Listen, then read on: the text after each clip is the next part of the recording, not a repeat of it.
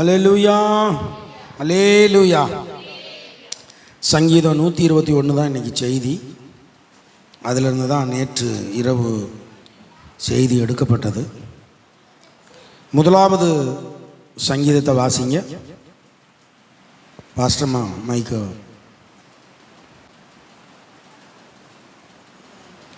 எனக்கு ஒத்தாசை வரும் பர்வதங்களுக்கு நேராக என் கண்களை ஏறெடுக்கிறேன். ஆம் தகப்பனே, எனக்கு ஒத்தாசை வரும் பர்வதமாகிய இயேசு கிறிஸ்துவே, உம்மிடத்திலே என் கண்களை ஏறெடுக்கிறேன். இப்பொழுதும் அடிமையை மறைத்து நீங்க வெளிப்படுங்கப்பா.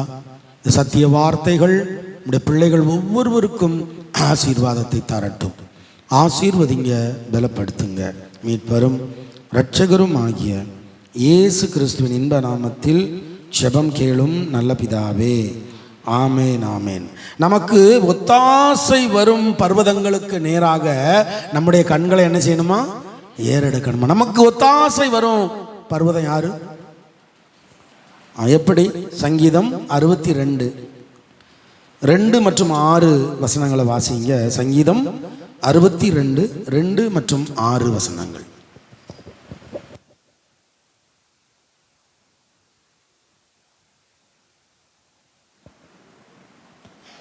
அவரே என் கண்மலையும் என் இரட்சிப்பும் என் உயர்ந்த அடைக்கலமுமானவர், நான் அதிகமாய் அசைக்கப்படுவதில்லை.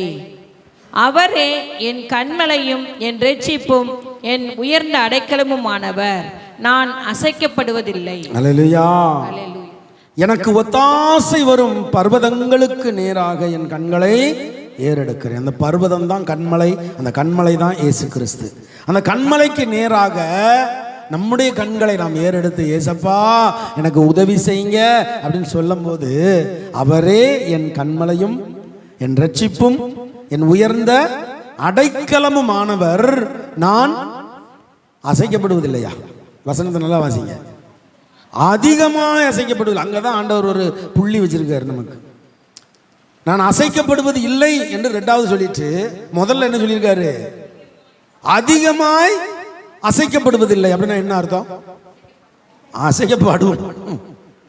அசைக்கப்படுவோம், ஆனா அதிகமாக அசைக்கப்படுவது இல்லை, இல்லையா? தாங்கிக் கொள்கிற, தப்பிக்கொள்கிற போக்கையும் வழியையும் உண்டாக்கி தருவது, அதான் வித்தியாசம். கண்மலையாகிய இயேசு கிறிஸ்துவை என் கண்ணோக்கி பார்க்கும் பொழுது நம்ம நல்லா அசைக்கப்பட்டுக்கிட்டு இருப்போம், கிட்டு நடுங்கிக்கிட்டு இருப்போம். அசைக்கப்படுகிற பொருள் என்ன செய்யும்? இது ஒரு அசைச்சா என்ன செய்யும்? கிடுகிடுன்னு ஆடும்ல. அந்த மாதிரி நம்ம அசைக்கப்பட்டா நம்ம என்ன செய்யப்படுவோம்? நடுங்குவோம், நமக்கு ஒரு பயம் வரும். ஆண்டவர் சொல்றாரு, நான் அதிகமாக உன்னை அசைக்க மாட்டேன். ஏன்னா நீ பலவீனன் என்பது எனக்கு தெரியும், நீ மண் என்பது எனக்கு தெரியும். அதனால ரொம்ப அசைச்சா மண்ணு கலகலன்னு உடைஞ்சு போயிடும். அதனால நான் உன்னை என்ன செய்ய மாட்டேன்? அதிகமாக அசைக்க மாட்டேன், ஆனா அசைப்பேன். அப்ப அசைக்கும் போது அதை தாங்கி கொள்ளுகிற பலன் நமக்கு வேணும். அது எப்ப கிடைக்கும் அப்படின்னா, நீங்க ஜெபிச்சா மட்டும்தான் கிடைக்கும். பாஸ்டர் ஜெபிச்சுக்கோங்க அப்படின்னா கிடைக்காது. நீங்க ஜெபிச்சா மட்டும்தான் நீங்க அசைக்கப்படாம இருப்பீங்க. பாஸ்டர் ஜெபிச்சா பாஸ்டர் அசைக்கப்படாம இருப்பார். அவர் தனக்காகவும் ஜெபிப்பார், உங்களுக்காகவும் ஜெபிப்பார். ஜெபிக்க பாஸ்டரை அசைக்கவே முடியாது. ஏன்னா நீ உயிரோடு இருக்கும் நாளெல்லாம் ஒருவனும் உனக்கு முன்பாக எதிர்த்து நிற்பதில்லை. அப்ப நம்ம அசைக்கப்படுவது இல்லை. அப்ப அதற்கு நாம என்ன செய்யணுமா? ஜெபிக்கணும், இல்லையா? நாம ஜெபிக்க நாம அசைக்கப்படுவது இல்லை. எந்த ஒரு காரியமானாலும் நம்ம என்ன செய்யாது? அசைக்காது. ஆமா, ஏன்னா போடாடே இதை விட பெருசெல்லாம் நிறைய பார்த்துட்டேன், இது என்ன அப்படிங்கிற நிலைமைக்கு வர அசைச்சுக்கிட்டே இருப்பார். நீங்க வாயினால அறிக்கையிடுவீங்க, இதெல்லாம் பெருசு பார்த்துட்டேன்டா நானு, இது எனக்கு ஒண்ணுமே இல்லை அப்படின்னு சொல்ற வர அவர் என்ன செய்வாரா? கட்டன்னு 2 ஆட்டு கொடுத்துக்கிட்டே இருப்பாரு. இங்க தூசி பறக்க வருவேன், ஆட்டம் போது என்ன செய்யுது? தூசிலாம் பறக்கா. ஏன் அசைக்கிறாராம்? நமக்குள்ள இருக்கிற தூசி எல்லாம் பறக்கணும். இப்போ வயக்காட்டுல நெல்லை அறுத்து, அந்த காலத்துல, இப்ப ஃபுல்லா மிஷின், அந்த காலத்தில் என்ன செய்வாங்க? களத்துக்கு கொண்டு வருவாங்க. களத்தில் கொண்டு வந்து அந்த நெல்லை சப்புன்னு ஓங்கி என்ன செய்வாங்க? தரையில் அடிச்சுக்கிட்டே இருப்பாங்க. விட்டாதன்னு கடைசி மணி நெல் கீழே உதிர்ற வர கொத்தா இருக்கும் நெல், அதை பிடிச்சி தரையில் என்ன பண்ணுவாங்க, அடின்னு அடிப்பாங்க. அடிச்சு உதறுன்னு உதறுவாங்க. உதறின பிறகு சொலவுல அள்ளி போட்டு பொடன்னு நினைச்சுவாங்க, புடைப்பாங்க. இப்ப கிராமத்து மக்கள் என்ன செய்றாங்க தெரியுமா? இந்த கிடிக்கலாம் முடியல, பலன் இல்லை உங்களுக்கு, நெல்லை அறுத்து கொண்டு நேராக ரோட்டில் கொண்டு போட்டுறாங்க. ரோட்டில் நீங்கள் ஹைவேல பாருங்க, கிராமங்கள் எங்கெல்லாம் இருக்கோ அங்கெல்லாம் நெல், புல், கதிர், கம்பம், இந்த கம்பு இதெல்லாம் ரோட்டில் கிடக்கும். நம்ம போகிற லாரி, காரு, பஸ் எல்லாம் அது மேலே ஏறி போவோம். அதில் உள்ள பீயெல்லாம் அதில் தான் ஒட்டியிருக்கோம். ஆமாம், எல்லாம் அது வழியாக ஏறி தான் போகும். அது எல்லாத்தையும் நெல் என்ன செய்யுது, தாங்குது. அடிக்கான், மிதிக்கான், ஏறி போகிறான், நாத்தத்தை தடவிட்டு போகிறான், எல்லாத்தையும் என்ன செய்யுது, நெல் தாங்கிக்கிட்டே போகுது. அதுக்கு தெரியும், நீ என்னதான் என்னை அடின்னு அடித்தாலும் நான் உனக்கு தான் உதவி செய்ய வரேன், உன் பசியை ஆற்றதான் நான் வரப்போகிறேன். அப்படித்தான் நம்மளை சில நேரம் வெளுன்னு வெளுக்கிற மாதிரி தெரியும். நீங்கள் அதில் பயந்துடாம என்ன செய்யணும் தெரியுமா? உங்களை கொண்டு யாரையோ கர்த்தர் ஆசீர்வதிக்க போகிறார். அந்த ஆசீர்வாதத்தின் பலன் ரெட்டத்தனையா உங்களுக்கு திருப்பி வரப்போகுது. அல்லேலூயா. அப்ப நீங்க அசைக்கப்படுகிறீர்களா? பயப்பட மட்டும் செஞ்சிடாதீங்க, புலம்பிராதீங்க. நீங்க என்ன செய்யணும்? எனக்கு ஒத்தாசை வரும் பர்வதம் நேராயன் கண்களை ஏறெடுப்பே. அல்லேலூயா. நமக்கு ஒத்தாசை வரும் பர்வதம் யாரு? ஏசுப்பா. அவரை நோக்கி பார்க்கணும். எப்பா தாங்க முடியலையே அப்படின்னு அவர் சொல்லுவார். இன்னும் கொஞ்ச காலம், இன்னும் கொஞ்ச நேரம், 10 நாள், 10 நாள், இந்த 10 நாள் நீ விடாம ஸ்தோத்திரம் பண்ணு அப்படி. இந்த 10 நாள் தேவ சமூகத்தை விட்டு அசையாத அப்படின்பார். நம்ம என்ன செய்வோம் தெரியுமா? தேவ சமூகத்தை விட்டு தான் அசைவோம். தேவ சமூகத்தை விட்டு அசையும் பொழுது நாம் அசைக்கப்படுவோம். தேவ சமூகத்தை விட்டு நம்ம அசையாமல் இருக்கும் பொழுது நீங்கள் அசைக்கப்படுவது இல்லை. இதுதான் ரகசியம். அப்ப தேவ சமூகத்தில் நீங்க இருக்கும்போது, இப்போ ஏசப்பா வீட்டுக்குள்ள நீங்க இருக்கீங்க, அந்த வீட்டுக்குள்ள பொல்லாங்க வர முடியுமா? வரவே முடியும். ஏசப்பா உங்க வீட்டுக்குள்ள இருக்காங்க, பொல்லாங்க வர முடியுமா? வர முடியாது. அப்ப நீங்க இயேசுவோடு இருந்தாலும், இயேசு உங்களோடு இருந்தாலும் பொல்லாப்பு உங்களுக்கு நேரிடாது, வாதை உன் கூடாரத்தை அணுகாது. அப்ப எனக்குள்ள ஒரு தோல்வி, எனக்குள்ள ஒரு பிரச்சனை அப்படின்னா நான் கர்த்தரை கை நீட்டி குற்றப்படுத்தாம எனக்குள்ள என்ன இருக்கு ஏசப்பா, இன்னும் விட வேண்டிய காரியம் என்ன இருக்கு? ரொம்ப சுத்தமாக்க ஆசைப்பட்டார் போல, பொன்னை புடமிடுவது போல புடமிட தொடங்கிட்டாரு போல அப்படின்னு முழுவதும் ஒப்பு கொடுத்து விட்டால் நம்மை பொன்னாக என்ன செய்வாரா? அப்படியே விளங்க பண்ணுவார். அதுக்கு பிறகு அந்த பொண்ணுக்கு ஏதாவது மங்கள் வருமா? வெள்ளி கூட கருத்து போயிடும். வெள்ளி கூட என்ன செய்யும்? அவன் என் பேரனுக்கு வெள்ளி கப்பு கிண்ணம் கொடுத்தேன் நான். அந்த கிண்ணத்தை சமீபத்தில் வெளியே எடுத்து பார்த்தா கருகருன்னு இருக்கு. ஆமாம், சூடாவுக்கு சாப்பிட்றதுக்கு வெள்ளி கிண்ணம் கொடுத்தேன். அந்த வெள்ளி கிண்ணத்தை சமீபத்தில் எடுத்து பார்த்தா கருன்னு இருக்கு. ஆனால் தங்கம் அப்படி இருக்குமா? அதனால தான் வெள்ளியை விட பொண்ணுக்கு மதிப்பு அதிகம். அந்த பொன்னாக விளங்க பண்ணுவதற்காக சில வேளைகளில் தேவன் நம்ம என்ன செய்வார்? புடமிடுவார். அப்பொழுது ஏன் என்று கேட்க நமக்கு உரிமை இல்லை. அப்படியே விட்டு கொடுத்துட்டு இசப்பா சரி நீங்க பார்த்துக்கோங்க. 2வது வசனத்தை வாசிங்க. வானத்தையும் பூமியையும் உண்டாக்கின கர்த்தரிடத்திலிருந்து எனக்கு ஒத்தாசை வரும். இந்த வசனத்தின் தொடர்ச்சி சங்கீதம் 57:2-3.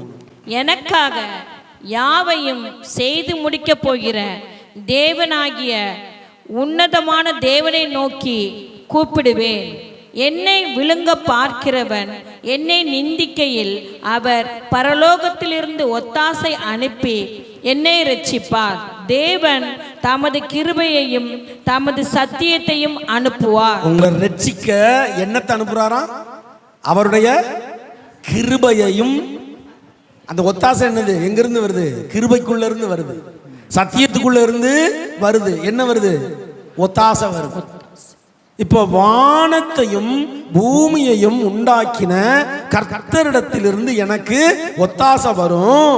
அது எப்படி வரும்? கிருபைக்கு உள்ள இருந்து வரும். சத்திய வசனத்துக்குள் உள்ளிருந்து வரும். அப்ப நாம கிருபை பெற்றவர்களாகவும் சத்தியத்தை அறிந்தவர்களாகவும் இருந்தா நமக்கு ஒத்தாசை பரலோகத்திலிருந்து வரும்.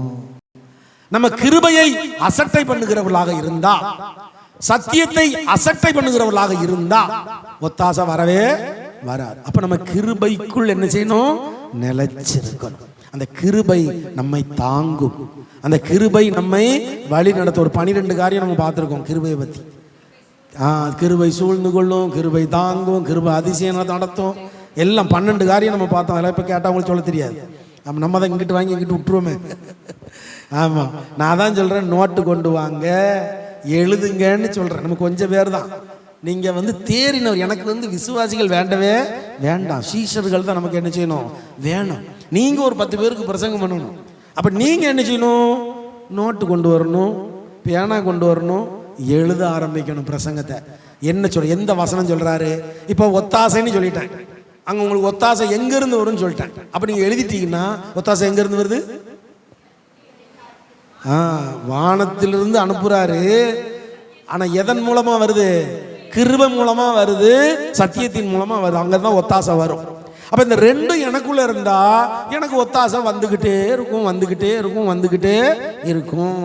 அப்போ இந்த கிருபையை பெற்றுக்கொள்ள நான் வாஞ்சிக்கணும், அந்த சத்தியத்தை பெற்றுக்கொள்ள நான் வாஞ்சிக்கணும். அப்போ டெய்லி நேரம் ஒதுக்கி அவருடைய சமூகத்தில் அமர்ந்து, கிருபை தாங்கப்பா, உங்க கிருபை வேண்டுமே, உங்க கிருபை போதுமே, உங்க கிருபை இல்லாம நான் ஒன்றும் இல்லையே இயேசுவே. அவர் கிருபை இல்லாம நாம ஒன்றும் இல்லை. அவருடைய கிருபை நமக்கு வேணும்.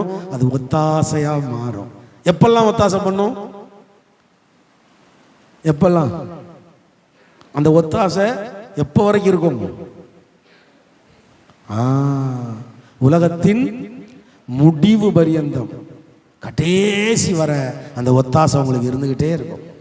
அவர் உங்களை விட்டு விலகவும் மாட்டார், உங்களை கைவிடவும் மாட்டார். நம்ம சாட்சி சொல்லும் போது ஏன் சாட்சி சொல்ல மாட்டோங்க அப்படின்னா, நெகட்டிவை நினைக்கிறோம், பாசிட்டிவை மறந்துடுறோம்.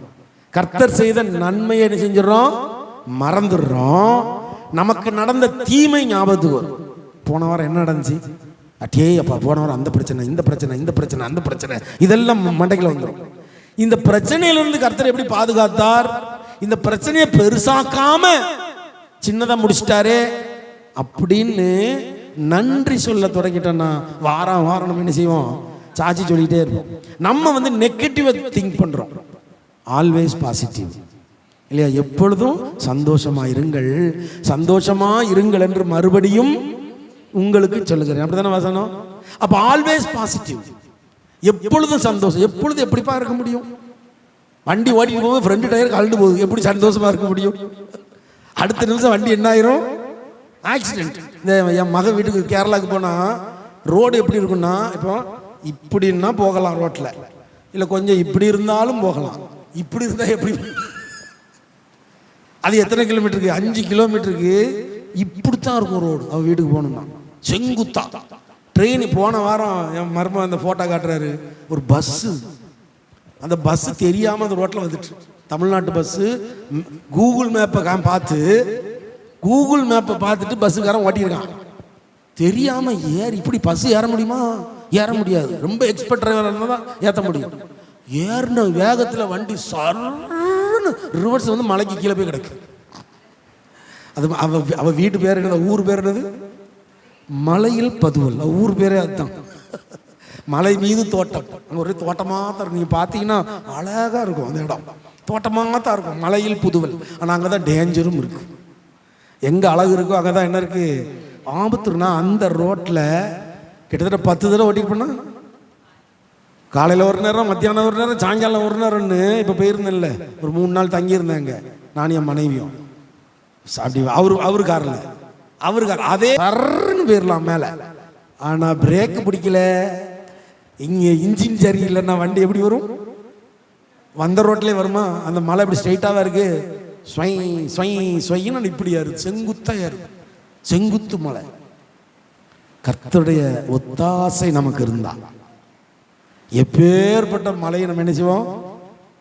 மலைகளை தாண்டுவேன் இல்லையா, பள்ளங்களை மிதிச்சிருவேன், ஆமா எல்லாத்தையும் சமபூமி ஆக்கி விட்டு போயிருவேன், உன்னை அடித்து நொறுக்குகிற சம்மட்டி ஆக்குவேங்க. அப்ப அந்த கிருபையை பெற்றுக்கொள்ள சத்தியத்தை அறியணும், சத்தியத்தை இருதயத்துல விதைக்கணும், ஜெபத்துல தரித்து இருக்கணும். நான் திரும்ப திரும்ப சொல்றதான், எப்ப கஷ்டம் வருதோ அப்ப அதிகமா ஜெபம் பண்ணுங்க. நிறைய பேர் பண்ற தப்பு என்ன தெரியுமா? எப்ப கஷ்டம் வருதோ ஜெபிக்கிறத விட்டுருவாங்க. அப்ப பக்கத்துல இருக்கிற பிசாசுக்கு என்ன செய்யும்? கொண்டாட்டமே குதூகலம் கொண்டாட்டமே அவன் பாடுவான். என்னதுக்கு? இவன் ஜெபிக்கிறத விட்டுட்டான், எனக்கு கொண்டாட்டம் அப்படின்னு அடி, இன்னும் அடி, இன்னும் அடி. யோசித்து பாருங்க, ஒரு அடியை தாங்கிக்கலாம், 9 அடியை எப்படி தாங்க? சப்பு சப்பு சப்புன்னு இங்கிட்டு விழும் அங்கிட்டு விழும் எல்லா பக்கம் விழும். அப்ப இது விழாம இருக்க நம்ம என்ன செய்யணும்னா, என்ன நடந்தாலும் நன்றி ஐயா, யார் கைவிட்டாலும் நன்றி ஐயா அப்படின்னு பழகிடணும். என்ன நடந்தாலும் கர்த்தருக்கு என்னது? நன்றி நன்றி நன்றி. கர்த்தர் தருவார், கர்த்தர் பார்த்து கொள்ளுவார். ஆபிரகாம் அப்படித்தானே சொன்னாரு ஈசாக்கு, அப்பா பலியிட போறமே ஆடு இல்ல, கர்த்தர் தருவார், கர்த்தர் பார்த்து கொள்ளுவார். பர்வதத்திலே பார்த்து கொள்ளப்படும் இல்லையா, மலையில பார்த்து கொள்ளப்படும். கர்த்தர் தந்தாரா தரலையா? எப்ப தந்தார்? எப்ப தந்தார்? கத்தி எடுத்து பையனை கைய கால கட்டி படுக்க போட்டாச்சு, அப்ப வரைக்கும் தரல. கத்தியும் கையில எடுத்தாச்சு, அப்பமும் தரல. ஓங்கி குத்தும் போது ஏன் நிப்பாட்டு? இதுதான் நம்ம கர்த்தர். இன்னைக்கு வரைக்கும் அவர் அப்படித்தான், அவர் மாறாதவர், நேற்றும் இன்றும் என்றும் மாறாதவர். எதுக்கு? ஆசீர்வாதத்துக்கு மட்டுமா? கற்றுக் கொடுப்பதற்கும். ஆபிரகாமுக்கு அங்க விசுவாசத்தை கற்றுக் கொடுத்தார்.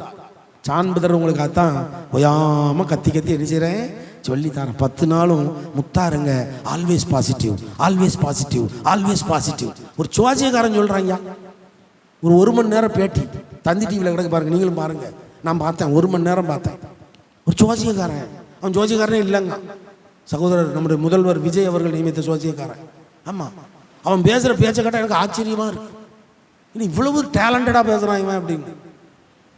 இதைத்தான் 17 வருஷமா விசுவாச புக்கள் மத்தியில உலகமாக நான் சொல்லிட்டு வரேன். Always positive, always positive. நல்லதே நினைங்க, நல்லதே நடக்கும். நெகட்டிவா நினைச்சிடாதீங்க. நெகட்டிவா வருகிற காரியத்தை கூட உங்க ஜெபம் பாசிட்டிவா மாத்தி விட்டு. Always positive. அங்க கவுன்சிலிங் கொடுக்கும் போதெல்லாம் அவங்களுக்கு அப்படிதான் சொல்லுவேன். எல்லாரும் குறைச்ச, ஐயோ அவரு சரியில்லை, அவன் விளங்காதவன், அவன் விளங்காதவன் சொன்ன 100 குடும்பத்தை நம்ம சேர்த்திருப்போம் இல்லையா? அந்த குடும்பம்லாம் இருந்தால் சபை நல்லா இருக்குமே. இன்னும் ஒருத்தரையும் காணும், சேர்ந்தோன்னு ஓடிடலாம். ஆமா, ஒரு 100 கணவன் மனைவியாவது நம்ம என்ன செஞ்சிருப்போம், இந்த ஊழிய பாதையில நான் சேர்த்து வச்சிருப்பேன். ஆமா, ஏன்னா ஒருத்தருக்கு ஒருத்தர் நம்ம நெகட்டிவா பேசி பேசி பேசி பேசி பார்வையும் நெகட்டிவா போயிடும். ஆண்டவர் அதான் சொல்றாரு, உனக்கு கண்ணுக்கு கழிக்க மூடு, கண்ணுகளை பச்சை கண்ணாடியை மாட்டிருக்க. நீ இப்ப கண்ணில் பச்சை கண்ணாடியை மாட்டிட்டு பார்த்தா என்ன கலர்ல தெரியும்? பச்சையா தான் தெரியும். கண்ணாடியை கலட்டினாதான் சரியான கலர் நமக்கு என்ன செய்யும் தெரியும்.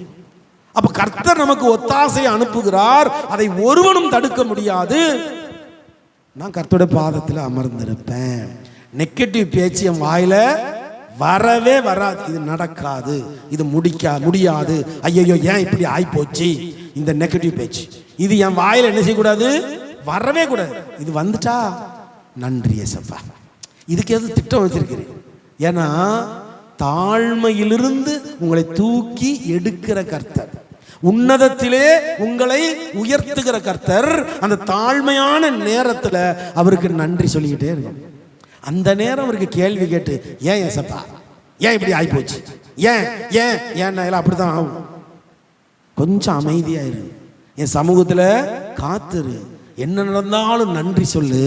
நடப்பதெல்லாம் நன்மைக்கே நன்மைக்கே, நன்றி சொல்லி மகிழ்வேன் இன்றைக்கே. அல்லேலூயா. சோ நடப்பதெல்லாம் எதுக்கு நடக்கு? நன்மைக்கு. உங்க பார்வையில் அது எப்படி இருக்கு? தீமையா இருக்கு. எவ்வளோ பெரிய தீமை ஏசப்பா, இந்த தீமை எனக்கு எதுக்கு ஏசப்பா, இந்த தீமை எனக்கு வேண்டவே வேண்டாம் ஏசப்பா. யோபு என்ன சொன்னாரு? அவர் பொண்டாட்டி, யோபு பொண்டாட்டி என்ன சொன்னா, இன்னுமா ஆண்டவர் ஆண்டவர்னு சொல்ற, சாக போற, நீ எல்லாத்தையும் இழந்துட்ட, உங்கள்கிட்ட ஒண்ணுமே கிடையாது, ஜீவன் ஒண்ணுதான் இருக்கு. தேவனை தூஷித்து ஜீவனை விட்டும் எல்லாத்தையும் இழந்த யோபு என்ன சொன்னாரு? அடி அடி பைத்தியக்காரி, பைத்தியக்காரி பேசுவது போல் பேசுகிறாயே. கர்த்தரிடத்திலிருந்து நன்மையை பெற்ற நாம் தீமையும் பெற வேண்டாமா? நன்மை மட்டும்தான் எனக்கு வேணும்னா தப்பல்லவா? அப்ப ஒரு தீமையை தாராரு அப்படின்னா அதுக்கும் நன்றி. இது எதற்காக தெரியுமா? காலமெல்லாம் உங்களை ஆசீர்வதிக்க. இந்த 10 நாள் உபத்திரவத்தை என் பிள்ளை தாங்குதான்னு தான் பார்ப்பார். நீங்க இந்த 10 நாள் உபத்திரவத்தை நான் அடிக்கடி சொல்லி எல்லாத்தையும் 17 வருஷமா சொல்லிட்டு இருக்கேன். 10 நாள் தாங்க உபத்திரம், அதுக்கு மேலே வரவே வராது. இந்த 10 நாள் பொறுமையா இருங்க. 10 நாள் பல்ல கடிச்சுக்கோங்க. நம்ம இந்த 10 நாள்ல ஏதாவது ஒரு நாள் முறுமுறுத்துட்டோம்னா திரும்ப ஒண்ணுல இருந்து ஆரம்பிக்கும். நான் உங்களுக்கு நம்ம சபைக்கு வர்றதுக்கு எல்லாருக்கும் என்ன சொல்லுவேன்? 9 வாரம் வாங்க, கர்த்தர் அற்புதம் செய்வார். 9 வாரத்துல இடையில விட்டுட்டாங்கன்னா முதல்ல இருந்து வாங்க. அப்படி 10 நாள் சொல்றார் ஆண்டவர். அட்டி அட்டி உழுது எம்மாடியா எப்பாடியா எப்பாடியா சோத்திரம் சோத்திரம் சோத்திரம் சோத்திரம். இந்த ஒரு நாள் முடிஞ்சு போச்சு, சோத்திரம் சோத்திரம். 2 நாள் முடிஞ்சு போச்சு, சோத்திரம் சோத்திரம். 9 நாள் முடிஞ்சு போச்சு, 10வது நாள் சோத்திரம் சோத்திரம். ஆண்டவர் எட்டியால முடியாது. 9வது நாள் அந்த உபத்திரவம் போயிருமா? போவாது. திரும்ப 1ல இருந்து ஆரம்பிக்கும். அது எப்படி இருக்கும்? நீங்க கேம் வீடியோ கேம் விளையாடுறவங்கள்ட்ட கேட்டு பாருங்க. சின்ன பிள்ளைங்க முதல்ல வீடியோ கேம் விளையாடும் போது அந்த லெவல் 1 அப்படின்னு இருக்கும். அந்த லெவல் 1 ஜெயிச்ச உடனே லெவல் 2 அப்படின்னு வரும். அந்த லெவல் 2 ஜெயிச்ச உடனே லெவல் 3 இப்படி போயிட்டே இருக்கும். லெவல் கூடி போயிட்டே இருக்கும். அந்த மாதிரி தான் அற 10 நாள் சொல்லியிருக்காருன்னா 10 நாள் நீ பொறுமையா காத்திருந்துட்டுனா 1ல இருந்து 10 வரைக்கும் ஜெயிச்சிட்டேன்னு அர்த்தம். நீ 9வது நாளே முறுமுறுத்துட்டீங்கன்னா திரும்பவும் லெவல் 1க்கே வந்துட்டேன்னு அர்த்தம். இது லைஃப் டைம் சக்கரம். லெவல் 1 லெவல் 1 லெவல் 1 அப்புறம் செத்து போச்சு. அப்படி அல்ல. நான் லெவல் 1ல இருந்து லெவல் 10க்கு என்ன செய்வேன்? பெயருவேன். என் தோல்வியை ஜெயமாய் மாற்றுகிறவர் என்னோடு இருக்கிறார். என் சுயபலத்தால் ஓடி பார்த்த ஓட முடியல, என் பணபலத்தால் பறந்து பார்த்த பறக்க முடியல. சுயபலத்தால் என்ன செய்ய முடியாது? ஒண்ணுமே செய்ய முடியாது. அப்ப பரத்திலிருந்து உங்களுக்கு ஒத்தாசை வருகிறது. வானத்தையும் பூமியும் உண்டாக்கின கர்த்தரிடத்திலிருந்து எனக்கு ஒத்தாசை வரும். 3வது வசனம், உன் காலை தள்ளாட ஒட்டார், உன்னை காக்கிறவர் உறங்கார். அவர் தூங்கவே மாட்டாரா? கர்த்தர் தூங்குவதும் இல்லை. அந்த கீழே வாசிங்க அப்படி 4. இதோ இஸ்ரவேலை காக்கிறவர் உறங்குவதும் இல்லை தூங்குகிறதும் இல்லை. உறக்கம் வேற தூக்கம் வேறயா? சொல்லுங்க, நீங்க சொல்ல வேண்டாம், பாஸ்டர்மா சொல்ல வேண்டாம். உறக்கம் தூக்கம் ரெண்டும் ஒண்ணு தானே? வேற வேறயா? எப்படி சொல்லுங்க? உறக்கம் வேற, தூக்கம் வேற. சொல்லுங்க, உறக்கம்னா என்னது, தூக்கம்னா என்ன? கர்த்தர் உறங்குவதும் இல்லை தூங்குவதும் இல்லை. அதுக்கு அர்த்தம் என்னன்னு கேட்க. இது என்னது? இதுக்கே டெஃபினேஷனுக்கு டெஃபினேஷன். உறக்கம்னா என்ன, தூக்கம்னா என்ன? யாருக்கா தெரியுமா? கர்த்தர் உறங்குவதும் இல்லை. நம்ம சில வேளைகள்ல தூங்குவோம், சில வேளைகள்ல உறங்குவோம். நம்ம கர்த்தர் உறங்குவதும் இல்லை தூங்குவதும் இல்லை. யாருக்காவது தெரியுமா? தூக்கத்துக்கு அர்த்தம் தெரியுமா? அடிக்கடி நீங்க சொல்றது, அடிக்கடி சொல்லுவீங்க, எல்லார் வாயிலையும் வரும். தூக்கத்துக்கும் உறக்கத்துக்கும் வித்தியாசம் அடிக்கடி நீங்க சொல்லுவீங்க. தூக்கம் என்பது என்ன சொல்லுவீங்க? ஒரு சின்ன கோழி தூக்கம் போட்டேன், ஒரு குட்டி தூக்கம் போட்டேன் சொல்லுவீங்கல்ல. தூக்கம் என்பது பிரசங்க கேட்டுக்கிட்டு கூட வரும். அப்படியே கேட்டுட்டே இருப்பேன். இதுக்கு பேர் தூக்கம். தூக்கம் எங்க வேணாலும் வரும். உறக்கம் இளைப்பா இருக்கிற ஸ்தலத்துல நிம்மதியா கொரட்டை விட்டு அடுத்தவன் தூங்குறானா இல்லையா ஐ டோன்ட். எங்க அக்கா சவுமாரி சனிக்கிழமை வந்து செத்துக்கிட்டு இருக்க, மொத்த வீடு அரண்டுகிட்டு கிடக்கு, எல்லாம் ஒன்னாதான் தூங்கிட்டு கிடக்கும். ஆமா, எல்லாம் ஒரே 2 ரூமை திறந்து வச்சுட்டு ஒன்னாதான் தூங்கிட்டு கிடக்கும் எல்லாரும். கொரட்டை கொரட்டை சும்மா அது சிங்கப்பூர் வரைக்கும் கேட்கு கொரட்டை. அதுக்கு பேர் என்னது? உறக்கம். நம்மை மறந்து உறங்குவது. தம்மை மறந்து கர்த்தர் உறங்குவதும் இல்லை. குட்டி தூக்கம் போடுவதும் இல்லை, அவர் உறங்குவதும் இல்லை, தூங்குவதும் இல்லை. என்ன செய்யறாராம்? அதுக்கு பதிலா உங்களை இதோ இஸ்ரவேலை காக்கிறவர். ஏன் அப்படி செய்யறாரு? ஏன்னா உங்களை என்ன செய்யணும்? வாசிக்க. ஏன் அப்படி செய்யறாரு? சங்கீதம் 34, 15, 17, 19. ஏன் கர்த்தர் அப்படி செய்யறாரு? ஏன் தூங்க மாட்டாரு? ஏன் உறங்க மாட்டாரு? சங்கீதம் 34, 15, 17, 19. கர்த்தருடைய கண்கள் நீதிமான்கள் மேல் நோக்கமாய் இருக்கிறது, அவருடைய செவிகள் அவர்கள் கூப்பிடுதலுக்கு திறந்திருக்கிறது. நீதிமான்கள் கூப்பிடும்போது கர்த்தர் கேட்டு அவர்களை அவர்களுடைய எல்லா உபத்திரவங்களுக்கும் நீங்களாக்கி விடுகிறார். நொறுங்குண்ட இருதயமுள்ளவர்களுக்கு கர்த்தர் சமீபமாய் இருந்து நறுங்குண்ட ஆவி உள்ளவர்களை ரட்சிக்கிறார். நீதிமானுக்கு வரும் துன்பம் அநேகமாயிருக்கும். துன்பங்கள் இல்லையா? நீதிமானுக்கு வரும் துன்பங்கள் அநேகமாயிருக்கும். கர்த்தர் அவைகள் எல்லாவற்றிலும் நின்று அவனை விடுவிப்பார். கர்த்தர் ஏன் தூங்குறது இல்லை? ஏன் உறங்குவதில்லை? இங்க விட இருக்கு. ஏன் தூங்க மாட்டாரு? ஏன்னா நீதிமான், அவனுக்கு துன்பம் வந்துடக்கூடாது. இவன் என் பிள்ளை, என் ரத்தத்தால் மீட்டெடுக்கப்பட்ட நீதிமான், என் பிள்ளைக்கு துன்பம் வந்துடக்கூடாது. சத்துரு நான் கண்ணு அசந்துட்டா உள்ள வந்துடுவான். நான் நினைக்கிறேன், அது உண்மையா போய்யா நமக்கு தெரியாது. நான் நினைக்கிறேன் ஆண்டவர் குளிர்ச்சியான வேலையில பரலோகத்தில் உலாவுகிறார் தோட்டத்தில். அப்பதான் அதுக்கு முந்தின டைம்ல பிசாசு என்ன செஞ்சுட்டான்? வந்து இவங்களை வஞ்சித்துட்டான். ஆதாம் ஏவாள ஆண்டவர் குளிர்ச்சியான வேலையில வாரார், உலாவ வருகிறார். ஆதாமேன்னு கூப்பிடுறாரு, ஒளிஞ்சு கிடக்கான். அப்போ நான் நினைக்கிறேன், அது உண்மையா பொய்யா எனக்கு தெரியாது, மறைவானது கர்த்தருக்குரியது. நான் நினைக்கிறேன் இந்த சம்பவம் சம்பவிப்பதற்கு முன்னால அவர் கொஞ்சம் தூங்கி இருந்திருக்கணும்னு நினைக்கிறேன். அதனால தான் கேருபா இருந்த தேவதூதன் எப்படி ஆயிட்டான்? லூசிபர் ஆயிட்டான். ஏன்னா பரலோகத்தில் கண்ணோக்கமா இல்லாம போயிட்டார். பரலோகத்தில் ஒரு தூத, ஒரு தலைவர். இப்ப நம்ம நாட்டிலே எடுங்க, அரசியலுக்குள்ள பாருங்க, கட்சியை உடைச்சு என்ன செய்றாங்க அந்த தலைவர். இப்ப எல்லா தலைவர்களும் விழிப்பா இருந்தா விஜய் முதல்வராக இருக்க முடியாது. எல்லா தலைவரும் இவெல்லாம் ஒரு மனுஷன், இவனுக்கெல்லாம் ஒரு முக்கியம் கொடுக்கணும் போடடே எல்லாரும் தூங்கிட்டான். அந்த ஆளு 50 வருஷத்துக்கு அசைக்க முடியாம வந்துட்டான். இப்போ அந்த மாதிரி நான் நினைக்கிறேன், பைபிள்ல இல்ல, நான் மனசுல நினைக்கிறேன் கொஞ்சம் ஆண்டவர் கண்ண சந்தர்ப்பாரா இருக்கும். உடனே கூடவே இருந்த கேரு என்ன பண்ணிட்டான்? சிங்காசனத்தை பிடிக்க போர் தொடங்கிட்டான். தூதரெல்லாம் சேர்த்துட்டான் இல்லையா? அவனால பிடிக்க முடியல, விரட்டி விட்டார். அந்த கண் அசைவுல கீழே வந்த பிசாசு மனுஷனை வஞ்சிக்கிப்போம் இல்லையா? அப்ப அதுக்கு பிறகு ஆண்டவர் நினைச்சிருப்பாரு, இல்லே இனி தூங்கவே கூடாது, குட்டி தூக்கம் தாண்டா போட்டேன், ஒரு குட்டி தூக்கம் இப்படி போட்டேன். ஆதாம் ஏவாளை ஏமாந்துட்டாங்களே இல்லையா? அப்ப இப்ப கர்த்தர் எப்படி இருக்காரோ? தூங்குவதும் இல்லை, அப்படி பார்த்துட்டே இருக்க. ஜான் என்ன பண்றான்? ஜானுக்கிட்ட எந்த பிசாசாவது வருதா? பிரதீப் என்ன பண்றான்? ராகேஷ் என்ன பண்றான்? தூங்கி தூங்கி உள்றானா? ஆமா, எல்லாரையும் பார்க்கார் ஆண்டவர், எல்லாரையும் பார்த்துட்டே இருக்கார். அவர் தூங்குவதும் இல்லை. அப்படிப்பட்ட கர்த்தர் உங்களை கஷ்டப்பட விடுவாரா? நீங்க கண்ணீர் சிந்த விடுவாரா? அப்ப இதெல்லாம் நிரந்தரமானதா? இது நிரந்தரமானது இல்லை. நீரே நிரந்தரம், நீரே நிரந்தரம், இயேசுவே.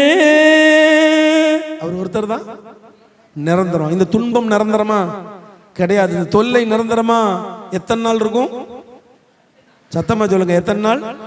அப்ப 10 நாளைக்கு அப்புறம் போயிருமா இருக்குமா? ஆனா போக மாட்டேங்குது, போற மாதிரி போகுது. சட்டுன்னு வந்து உட்காந்துருக்கு நடுமூட்டில், நடு வீட்டில் வந்து செஞ்சிருது டக்குன்னு. ஏன் அப்படின்னா அதுக்கு விட உங்களுக்கு முதல்ல கொடுத்துட்டேன். 10 நாள் உபத்திரவப்படுவீர்கள்னா அந்த 10 நாளும் நீங்க என்ன பண்ணணும்? தேவ சமூகத்தை. இந்த 10 நாள்ல நீங்க ரகசியத்தை கற்றுக்கொள்ளுங்க. குட்டிக்கரணம் போட்டாலும் உங்களால் ஒரு கொசுவை கூட அடிக்க முடியாது. ஆமா, மறந்துடாதீங்க. இந்த 10 நாள்ல அதை செஞ்சிடலாம், இதை செஞ்சிடலாம், என்னத்தையாவது செஞ்சு இப்ப பணம் வேணும், இப்ப தேவை இருக்கு, இப்ப பிள்ளைக்கு ஃபீஸ் அடிக்கணும், அதை செய்யணும்னு தேவ சமூகத்தை விட்டுட்டு குட்டிக்கரணம் போட்டாலும் லைஃப் டைம் அந்த குட்டிக்கரணம் இருந்துகிட்டே இருக்கும். அதெல்லாம் விட்டுட்டு வசனம் என்ன சொல்லுது? இந்த நான் சொன்ன வார்த்தைக்கு ஒரு வசனம் இருக்கு, சொல்லுங்க. ஆண்டவர் குட்டிக்கரணம் போடாதங்க, 10 நாள் தான், 10 நாள் தான், ரொம்ப இல்லை 10 நாள் ப்ளீஸ், 10 நாள் குட்டிகரணம் போடாதன்ட்டு ஒரு வசனத்தை சொல்றாரு. சண்டைக்கெல்லாம் அவன் கூப்பிடல. சண்டைக்கு எதுக்கு கூப்பிட்டுக்கிட்ட அவரை? சொல்லுங்க பார்ப்போம். எவ்வளோ வசனம் சொல்லியிருக்கேன், அடிக்கடி சொல்லுவானே, குட்டிகரணம் போடாத, நீங்கள் அமர்ந்திருந்து நானே அதான் சொல்றார். 10 நாள் உபத்திரவம் ஸ்டார்ட் ஆன உடனே என்ன செய்யணும்? இந்த உபத்திரவத்துக்கு தீர்வை நீ காணாதே அப்படிங்க, உனக்கு கிடைக்காதுங்க. உனக்கு உபத்திரவம் ஸ்டார்ட் ஆகுது தெரிஞ்சிரும்ல. உபத்திரவம் வந்தா நம்ம சந்தோஷமா இருக்கும்போது தெரியும், உபத்திரவம் தொடங்குறதும் தெரியும். இந்த உபத்திரவம் தொடங்கின உடனே என்ன செய்யணுமா? நானே தேவன் என்று எப்படியா? அதான் நம்மளால சும்மா மட்டும் இருக்க முடியாது. என்ன விடுங்க, வருஷ கணக்காக இருப்பேன் நான் பாட்டு. எங்க வீட்டம்மா ப்ளீஸ் கொஞ்சம் வெளியே போங்களேன், ப்ளீஸ் கொஞ்சம் வெளியே, சும்மா அந்த ரூம் விட்டு கொஞ்சம் அப்படி வெளியே வாங்களேன்.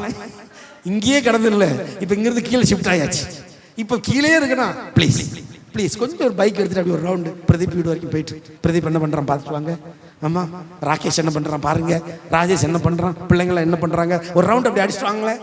இந்த போகிறேன் நான் ஆவிக்குள்ளேயே போயிட்டு நான் இப்படி சொல்லுவேன். பிரதீப் வந்து இப்போ இங்கே நிற்காம பார்த்துக்கோ, அவனுக்கு இந்த காரியம் நடக்க மாட்டேங்குன்னு மண்டையை பிச்சுக்கிட்டு இருக்கான். கொஞ்ச நேரத்தில் ஃபோன் பண்ணுவான் பாரு அப்படின்னு ஃபோன் வந்துடும் எனக்கு. நான் உடனே சொல்லுவேன், பாத்தியா நான் வெளியே போகணும் அவசியம் இல்லை. யோவான் மாதிரி யோவான் ஆவிக்குள்ளானா. ஜான் என் பேரும் யோவான் தானே, நானும் யோவான். என் பேர் தமிழ்ல என்னது, இங்கிலீஷ்ல ஜான், தமிழ்ல யோவான். எங்க மச்சானுக்கு யோவான் தான் பேர். நான் என்ன செய்வேன் இவங்கள்ட்ட, இப்ப பாரு பிரதீப் போன் இப்போ வரும் வரும், இந்த ஆவிக்குள்ள ஆயிட்டேன். பிரதீப் என்ன செய்யறான், நான் இங்கிருந்து நினைச்சு பாக்குறேன். உடனே அடிக்கடி அவளை நம்ம ஊழியம் பேர சொல்லு, அவ விளங்காத ரெவலேஷன் மினிஸ்ட்ரிஸ் வெளியே போக மாட்டேங்காரு இவரு. அல்லேலூயா. ஆண்டவர் சொல்லியிருக்காரு, நீங்கள் ராஜேஷ் தான் அடிக்கடி சொல்லுவான், எங்கேயும் போக மாட்டார். ஒரு வேலை சொன்னா போன் எடுத்து சீஃப் மினிஸ்டர் கிடைக்கணும் அடிப்பார். உட்கார்ந்த இடத்துல காலை அப்படி ஆட்டிக்கிட்டு ஆட்டும் போது யாரையோ அசைக்க போறாருன்னு அர்த்தம். சொல்லுவோம், மச்சான் காலை ஆட்டிட்டாங்கன்னா யாரையோ அசைக்க போறாரு. அங்க சீஃப் மினிஸ்டரா இருக்கட்டும் யாரா இருக்கட்டும், மச்சான் இருக்கிற இடத்துல அடிச்சுவாங்க, போன போடுவாங்க. அது எல்லாருக்கும் கிடைக்குமா? கிடைக்கும். அது என்ன கிடைக்காது? நீங்கள் அமர்ந்திருந்தா சோம்பேறி ஆயிராதீங்க. அதுக்காக ஊழியம்னா எப்படி இருப்பேன் சேர்ந்து ஃபயரா இருங்க. திங்கள் முதல் வெள்ளி வரை அப்படியே படுத்த படுக்கதான். உட்கார்ந்த வேணிக்கே எடிட்டிங், உட்கார்ந்த வேணிக்கே தின்னு சோத்தையும் உள்ள கொண்டு வாய கொஞ்சம் வெக்கையா இருக்கு, ஏச்சியை போட்டு விடு. ஆனா ஊழியம் வந்துட்டா எப்படி இருப்பேன்? ஃபயரா இருப்பேன். ஏன்னா எனக்கு தெரியும் நீங்கள் அதுக்காக உங்களை நான் சோம்பேறி ஆக்கல. இந்த 10 நாள் உபத்திரவத்தை சொல்லித்தாரு. உபத்திரவம் தொடங்க போதே ரூம் பூட்டிட்டு உள்ள உட்காந்துக்கோ. அங்க ஓடி அவனை பார்க்காத, இங்க ஓடி இவனை பார்க்காத, எவனும் உதவி செய்ய மாட்டான். உதவி செய்யறேன்னு சொல்றவங்கள ஏமாத்துவான். அதுக்கு விட என்ன அப்படின்னா, நீங்கள் அமர்ந்திருந்து நானே தேவன் என்று அறிந்து கொள்ளுங்கள். ஆபிரகாமை ஆசீர்வதித்த கர்த்தர், ஈசாக்கை ஆசீர்வதித்த கர்த்தர், யாக்கோபை ஆசீர்வதித்த கர்த்தர் உன்னையும் ஆசீர்வதிப்பார். நம்புறீங்களா? நம்புறவங்க அலையில சொல்லுங்க பாப்பா. நீங்கள் அசைக்கப்படுவது இல்லை. ஏனென்றால் அந்த 5வது வசனத்தை வாசிங்க. கர்த்தர் உன்னை காக்கிறவர், கர்த்தர் உன் வலது பக்கத்திலே உனக்கு நிழலாய் இருக்கிறார். என்ன செய்றாரா? கர்த்தர் உன்னை காக்கிறவர், கர்த்தர் உன் வலது பக்கத்தில் உனக்கு. ஆனா அடிக்கடி சொல்லுவேன், நிழல் உங்களை விட்டு பிரியவே பிரியாது. நீங்க தான் நிழலை விட்டு இருட்டில் போய் உட்கார்ந்து பிரிஞ்சிருவீங்க. நிழல் நம்மளை விட்டு பிரியுமா? நிழல் எங்க போனாலும் கூட வரும். ஆனா நம்ம நிழலை விட்டு பிரிஞ்சிட முடியும். எப்படி? இருட்டுக்குள்ள போயிட்டா நிழல் தெரியாது. அப்ப கர்த்தருக்குள்ள இருந்தா அவர் வெளிச்சமா இருக்கார், நிழலா இருக்கிறார், நம்மை பாதுகாக்கிறார். கர்த்தரை விட்டு தூரமா போயிட்டோம்னா இருட்டு வருது, நிழல் இல்லை, பாதுகாப்பு இல்லை. அப்ப நீங்க கர்த்தருக்குள்ள இருங்கன்னு தான் சொல்லி எவ்வளவு ஈஸி வேலை. நான் அடிக்கடி ஜெயந்திட்டு சொல்லுவேன், நீங்கள்லாம் எனக்கு ஃபோன் பண்ணி கண்ணீரோட சொல்லும் போது உங்களுக்கு கண்ணீரோட நான் ஜெபிக்கிறேன் இல்லையா, ஜெபிச்சு முடிச்சுட்டு என் பொண்டாட்டிகிட்ட தான் சொல்லுவேன், ஜெயந்தி எத்தனை முறை நம்ம கற்றுக் கொடுக்குறோம். எத்தனை தடவை கற்றுக் கொடுக்குறோம். நம்ம கற்றுக் கொடுத்ததை எப்படி இவங்க மறந்துடுறாங்க. இப்போ எங்களுக்கு யாருமே என்ன செய்யல, கற்றுக் கொடுக்கல. பரிசுத்த ஆவியானவர் கற்றுக் கொடுத்தார். நான் 17 வருஷமா பலருக்கு கற்றுக் கொடுக்குறேன். ஒண்ணுமே செய்யாத, சும்மா இருறா, கொஞ்சம் நீ ஒண்ணுமே செய்யாத, சும்மா மட்டும் இரு. எத்தனை நாள்? 10 நாள். நீங்க சும்மா இருந்து பாருங்களேன், பைத்தியமே பிடிச்சிரும் உங்களுக்கு. 10 நாள் தேவ சமூகத்தில் அமர்ந்துருது. இல்லை, நாங்கள் எதுக்கு 21 நாள் உபவாசம் போடுறோம்?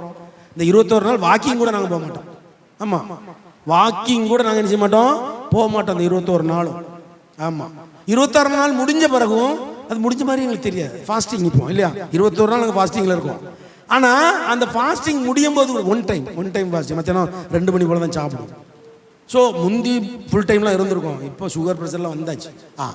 அப்போ நம்ம கர்த்தருக்குள்ளேயே இருக்கும்போது அவரே உங்களுக்கு பலனா இருக்கிறார். அதனால தான் நான் அடிக்கடி சொல்வேன், பணம் ஒரு பொருட்டல்ல. ஆனால் உலக மக்கள் எல்லாருக்கும் என்னது பொருட்டு?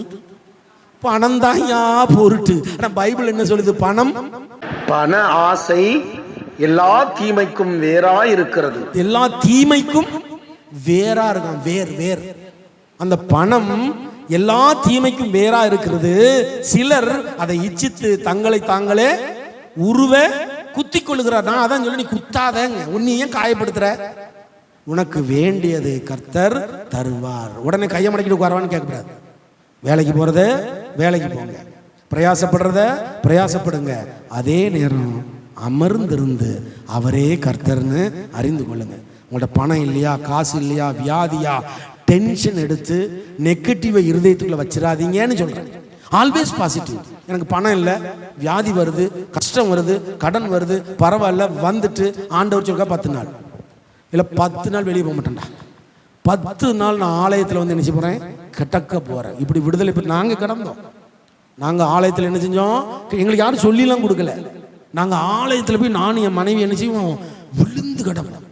எவ்வளோ கஷ்டம் சொல்லியிருக்கல, எவ்வளோ கடன் ஆண்டுகளுக்கு இப்படி அடைச்சிருவார் தெரியுமா? இப்படிங்களுக்கு அடிச்சு. அதனால தான் அடிக்கடி சொல்லுவோம், பணம் ஒரு பொருட்டு இல்லைன்னு அடிக்கடி சொல்றது காரணமே அதான். தலை போற கடனா இருக்கும். ஆமா, தலை போற பிரச்சனையா இருக்கும். பதறுவேன், கிடந்து பதறி ஒன்றும் கிடைக்கல. இப்போ ஆண்டர் இதே வீட்டில், கீழ் வீட்டில், இந்த கீழ் ரூமில், இப்போ மேலே ஒன்றும் கிடையாது இல்லையா, கீழ் வீட்டில் ஃபோன் அடிக்க, அப்படியே ட்ரிங்னு அடிக்க பயம். ஏன்னா வட்டிக்கு மேலே 1 மாதம் 45,000 ரூபா நான் கட்டணும். சின்ன வட்டி கிருன்னு ஏறி, ரொம்ப தெரிஞ்சவன் தான். போனை போட்டு கெட்ட வார்த்தை போட்டான் ஒரு நாள். எனக்கு அப்படி பக்குன்னு ஆகி போச்சு. ஸோ அவன் போட்டால் அவனை பொறுத்திருக்கு. அதுக்கு அவன் 7 மாதம் வட்டி கட்டலாம் என்ன செய்வான், கெட்ட வார்த்தை தானே போடுவான். போட்டான். எனக்கு ஒரு மாதிரி ஆகிட்டு. என் பிள்ளைகள் வெளியே போக முடியல. பிள்ளைகள் முன்னாடி வெளியே போனால் சர்ச்சில் வந்து மடக்கிறாங்க, சர்ச்சில் வச்சு கேவலப்படுத்துறாங்க, அவமானப்படுத்துறாங்க. எனக்கு தாங்க முடியல அந்த அவமானத்தை. ஊழியக்காரன் வெக்கத்தை விட்டு சொல்கிறேன், சோப்பு இருக்கு பாருங்க, சோப்பு 10 ரூபா சோப்பு, அதை வாங்க வழி கிடையாது எங்களுக்கு. அதனால் குளிக்காமல் இருந்தோம். அரிசி வாங்க வழி கிடையாது, ரேஷன் அரிசி சாப்பிட்டோம் நாங்கள். அந்த ரேஷன் அரிசியும் செல்லம் கிடைக்காம போயிடும். அப்படி கஷ்டம். இதே வீட்டில், இதே இடத்துல, கீழ் வீட்டில் ஃபோன் வந்தால் அலறுவோம், நாங்கள் பதறுவோம். நான் இவ்வளோ சொல்ல, நீ எடும்பா எடுக்க மாட்டேன்னா எந்த கடங்கார அடிக்கான்னு எங்களுக்கு தெரியாது. அப்போ என் பிள்ளைங்க தான் சொன்னாங்க, எப்பா என் சின்ன மகளும் பெரிய மகளும் சொன்னா, வாங்க கைப்பிடிப்போம், நம்ம இதுக்கு மேலே இந்த உபத்திரவத்தை தாங்க முடியாது. உலகமெல்லாம் பிரசங்கம் பண்ணுறீங்க, 10 நாள் உபத்திரவம், அந்த 10 நாள் நம்ம கைப்பிடிப்போம் அப்படின்னு. ஒரு நாள் தானே, ஏன் உங்களை 10 நாள் சொல்கிறேன்னா விசுவாசத்துக்காக கத்த சொல்கிறார். கையை பிடிக்கும் 4 பேர். இதே கீழ் வீடு, இதே இடத்துல கட்டில் கிடக்கல கீழே அந்த இடம். அப்போ கட்டிலாம் கிடையாது, ஹாலாக வச்சுருக்கோம் நாங்கள். அப்படி போட்டு கை பிடிச்சி 4 பேரும் முழங்கால் போட்டு கண்ணீர் வடிக்கும். எதிர்த்தாப்புல 2 கார் நிற்காம. ஆமாம், எவனுக்கும் நான் கடங்காரன்னு தெரியாது. இன்னும் எங்கள் அக்காக்கே தெரிஞ்சிருக்காது. நாங்கள் செழிப்பாக இருக்கோம் எல்லாம் நினச்சிருப்பாங்க. கையை பிடிச்சி கதறோம், ஏசப்பா எங்கள் குற்றம் குறையில மன்னிங்கும் போது ஆண்டவர் என் குற்றத்தை வெளிப்படுத்தினார். இந்த வீட்டை நான் வாங்கும்போது கர்த்தருடைய அனுமதி இல்லாமல் வாங்கிட்டேன். ஏன் அப்படின்னா, எனக்கு 1 வாரத்துக்கு ஒரு வெள்ளி சனி நான் 3 நாள் கன்வென்ஷன் நான் போனால் எனக்கு காணிக்கை மினிமம் 20,000 50,000 காணிக்கை.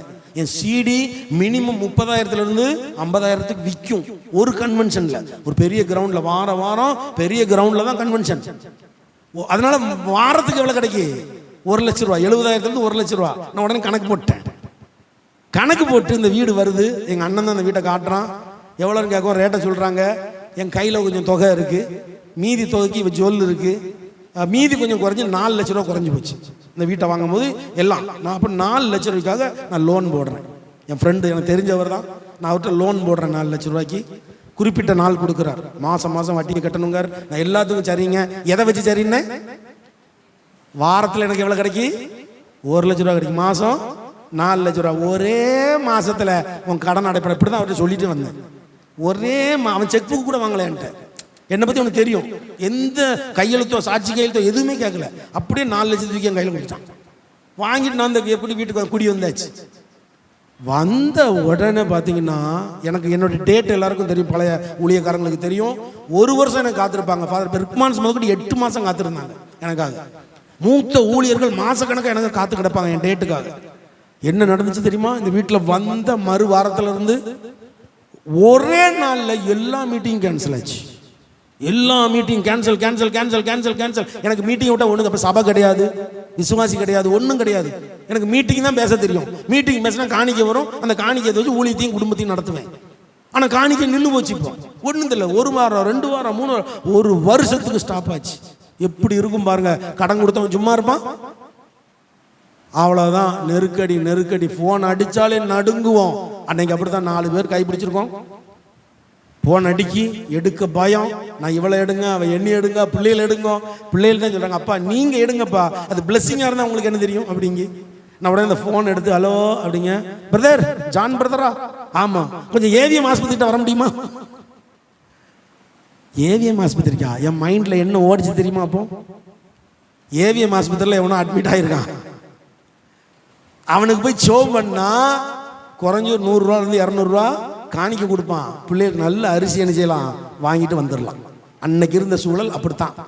நான் போகிறேன் ஏவிஎம் ஆஸ்பத்திரியில். பிரதர் பக்கத்தில் கரூர் வைசியா பேங்க் இருக்கு, வாங்க பிரதர் அப்படிங்க. பக்கத்தில் கரூர்? அப்படியா, சரி உள்ளே போகிறேன்.